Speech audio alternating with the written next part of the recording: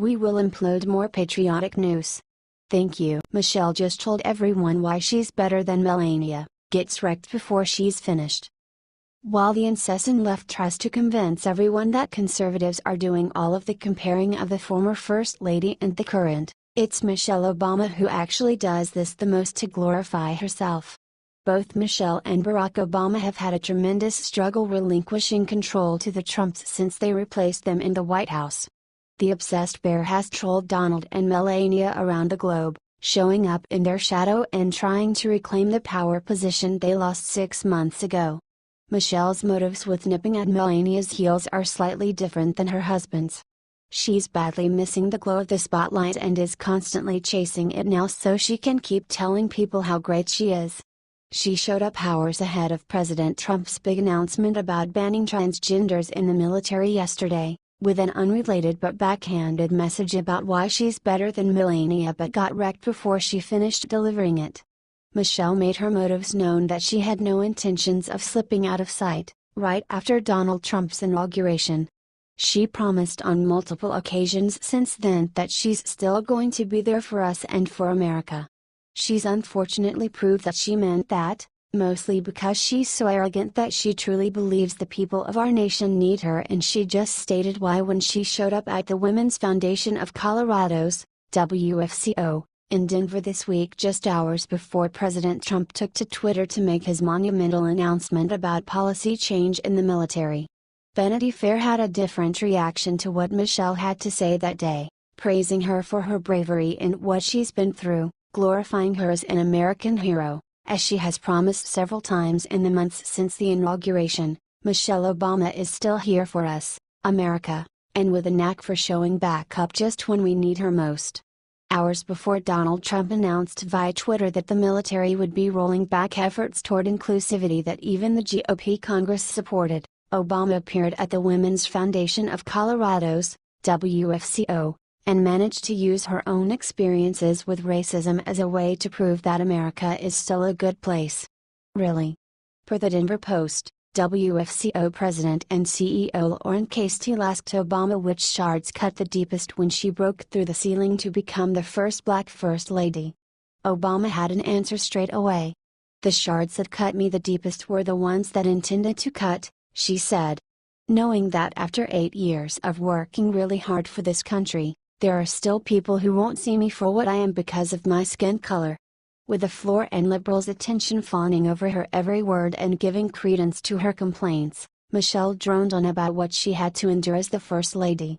Her remarks seemed to not only be for sympathy and attention but came across as a way to say that this racist-based persecution was not something Melania will ever have to face since she's white. This is wrong since Melania has had more than her fair share of attacks as an immigrant woman and former model, both reason liberals make fun of her for. Women, we endure those cuts in so many ways that we don't even notice we're cut, Michelle continued in her speech. We are living with small tiny cuts, and we are bleeding every single day. And we're still getting up. The people in this country are universally good and kind and honest and decent, Michelle added at the conclusion of her remarks. Don't be afraid of the country you live in. The folks here are good. Remember during the campaign when Obama vowed when they go low, we go high? She's still doing it, and remaining optimistic despite the massive task in front of her, and all of us, Vanity Fair reported. Michelle made the assumption in her speech that people are afraid of the country we live in today under Trump, by acting as the self-imposed voice of reason for them to not be since there are role models like her they can look up to. Whether people are really afraid, it's only because of the rhetoric she and her husband have pushed to perpetuate that nonsensical fear. The fact of the matter is that America is better than it has been in 8 years with Trump in charge, who has done a fast-tracked job of cleaning of the mess the Obamas left behind.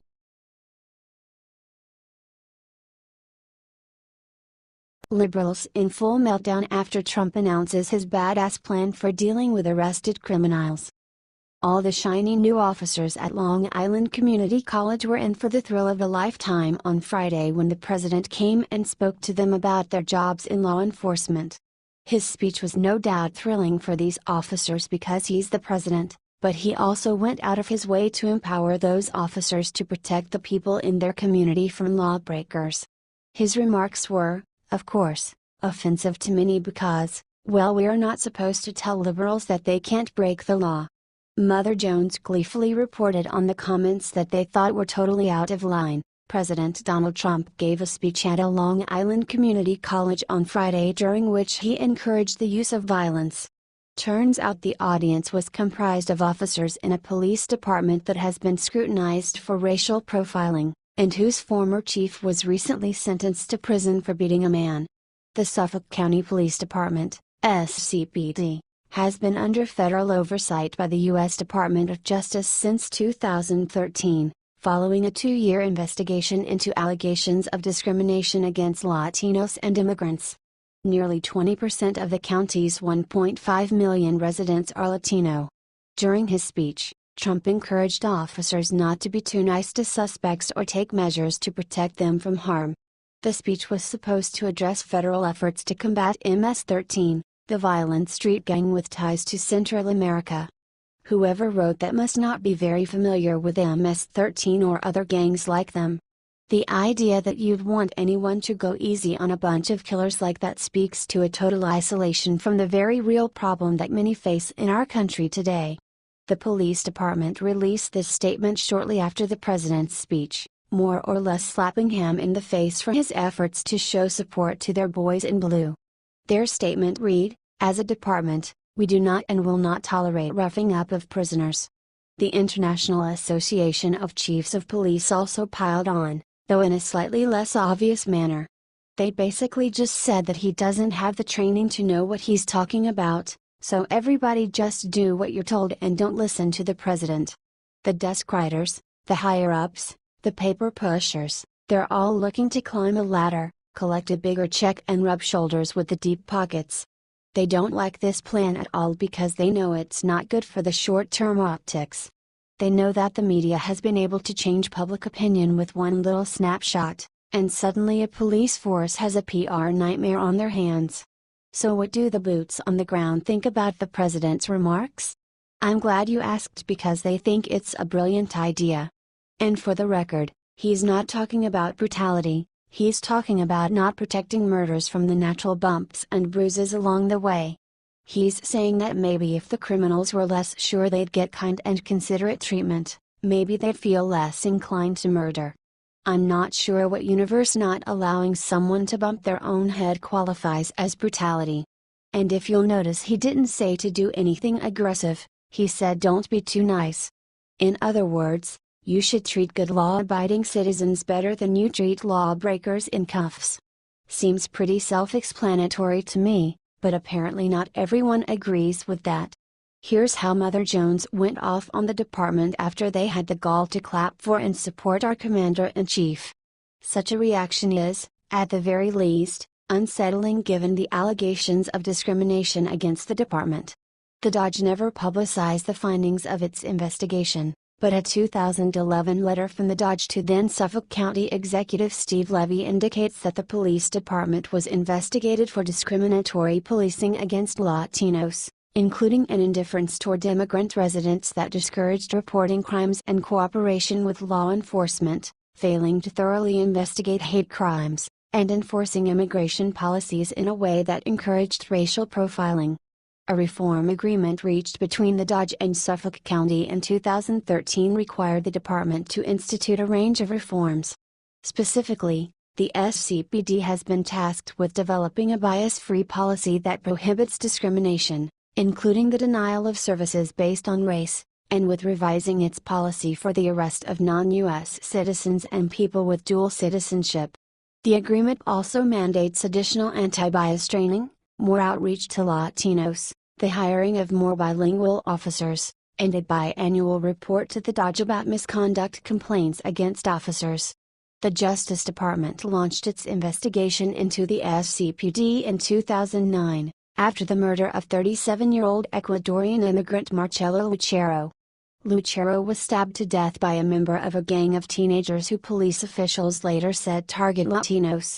Lawyers for Lucero's family sued Suffolk County officers, accusing them of failing to investigate the crime thoroughly. As part of the Dodge investigation that followed, Latina residents told officials about hate crimes they reported to local police that were not investigated, and that they felt immigrant bashing was permitted by the SCPD, according to the reform agreement. Once again, the left thinks they've got him. Trust me, if you got murdered, you wouldn't want anyone treating your murderer too kindly, and yet you'd think the world was ending. They're just sure that if they can make even one comment like this that horrifies them reach enough people, conservatives will finally turn on him. The problem with that is that we agree with him, and the more the publicize comments like this, the more we like him. Source: Mother Jones. Share if you agree with the president's comment.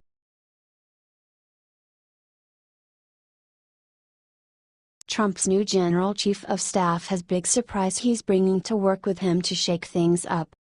As everyone knows by now, President Donald Trump abruptly announced Thursday night that he has appointed Homeland Security Secretary John Kelly to be his new Chief of Staff.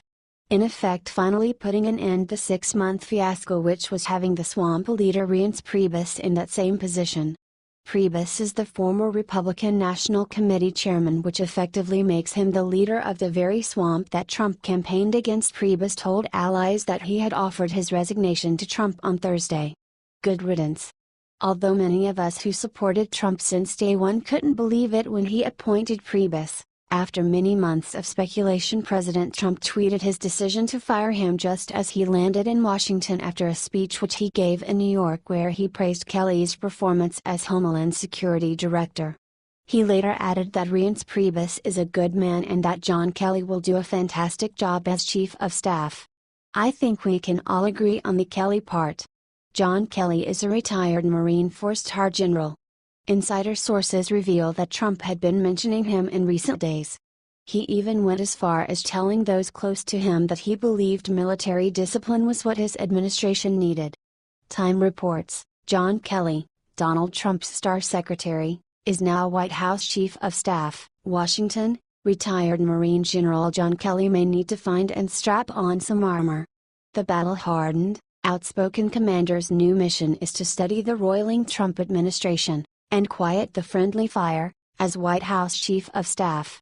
He has been a true star of my administration, the president tweeted Friday, announcing that his current Secretary of Homeland Security was in, and White House Chief of Staff Reince Priebus was out. Trump called Kelly a great leader and great American. He called Priebus a good man. If loyalty is indeed what Trump wants, he gets it in Kelly. He also gets a veteran of 3 tours in Iraq and a survivor of a family tragedy. As Homeland Security Secretary, Kelly has taken the lead on some of Trump's most controversial policies, including his executive order suspending the admission of refugees and temporarily barring visitors from several Muslim-majority nations. Those orders have been stripped down by courts pending a Supreme Court review this fall. People who know Kelly told the Associated Press that he was not aware of the details of the initial orders until around the time that Trump signed it. Yet, just days after taking office, he had to leave the agency as it dealt with the chaos and confusion that ensued at airports in the U.S. and around the world. He defended the orders to reporters and lawmakers and insisted he indeed had been part of the decision-making process. Since joining the Marine Corps in 1970, Kelly carved out the reputation as a highly respected, but often outspoken commander who could roil debate and issue unpopular directives on issues ranging from women in combat to the treatment of detainees at the Guantanamo Bay Detention Center. But the man chosen by Trump to lead his sniping administration holds a more somber distinction. Kelly is the highest-ranking officer to lose a child in combat in Iraq or Afghanistan. Kelly's son, Marine First Lieutenant Robert Kelly, was killed in November 2010 in Afghanistan. That status, as part of what the military calls a Gold Star family, puts him in the administration of a presidential candidate who verbally attacked a Gold Star family, the Khans, Muslim American immigrants who lost a son in Iraq and had criticized Trump at the Democratic National Convention. Kelly retired this year, wrapping up a 3-year post as head of U.S. Southern Command, which spent some of the more fractious debate over the Obama administration's ultimately failed attempt to close Guantanamo. Kelly was the 5th person to lead the Department of Homeland Security, which includes agencies that protect the president, respond to disasters, enforce immigration laws, protect the nation's coastlines and secure air travel. His selection as secretary of the agency bolstered concerns about an increase in military influence in a Trump White House. In his final Pentagon news conference, Kelly spoke about the loss of his son, a topic he didn't often discuss publicly. To lose a child I can't imagine anything worse than that. I used to think, when I'd go to all of my trips up to Bethesda, Walter Reed, I'll go to the funerals with the secretaries of defense, that I could somehow imagine what it would be like, Kelly said. But, he added, when you lose one in combat, in my opinion, there's a pride that goes with it, that he didn't have to be there doing what he was doing.